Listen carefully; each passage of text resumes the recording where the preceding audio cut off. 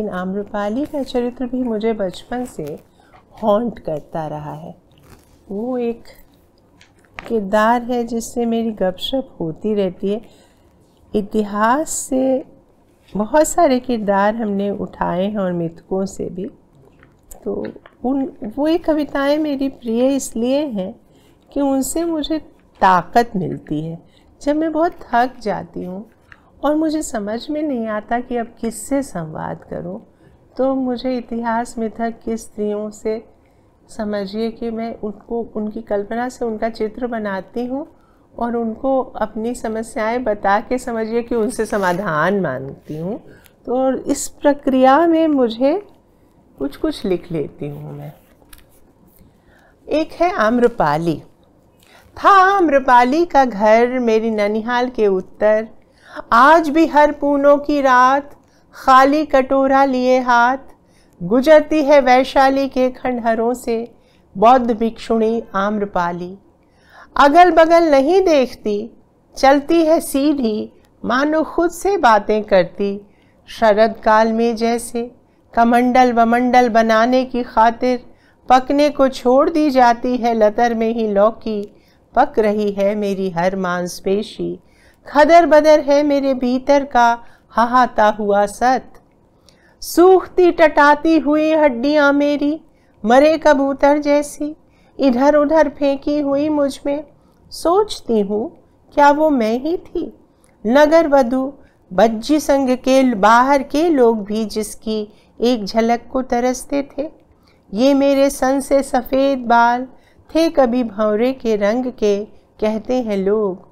नीलमणि थी मेरी आँखें, बेले के फूलों सी झक सफ़ेद दंग पंक्ति खंडहर का अर्धस्त दरवाजा है अब जो। जीवन मेरा बदला बुद्ध मिले, बुद्ध को घर न्योत कर अपने रथ से जब लौट रही थी, कुछ तरुण लिच्छवी कुमारों के रथ से टकरा गया मेरे रथ का धुर से धुर, चक्के से चक्का, जुए से जुआ। लिच्छवी कुमारों को ये अच्छा कैसे लगता, बोले वे चीख कर, जे आम्रपाली क्यों तरुण लिच्छवी कुमारों के धुर से धुर अपना टकराती है। आर्य पुत्रो, क्योंकि भिक्खु संघ के साथ भगवान बुद्ध ने भात के लिए मेरा निमंत्रण किया है स्वीकार। जे आम्रपाली 100,000 ले और इस भात का निमंत्रण हमें दे। आर्य पुत्रो, यदि तुम पूरा वैशाली गणराज्य भी दोगे, मैं यह महान भात तुम्हें नहीं देने वाली। मेरा यह उत्तर सुन लिच्छवी कुमार चटकाने लगे उंगलियां। हाय, हम आम्रपाली से परास्त हुए।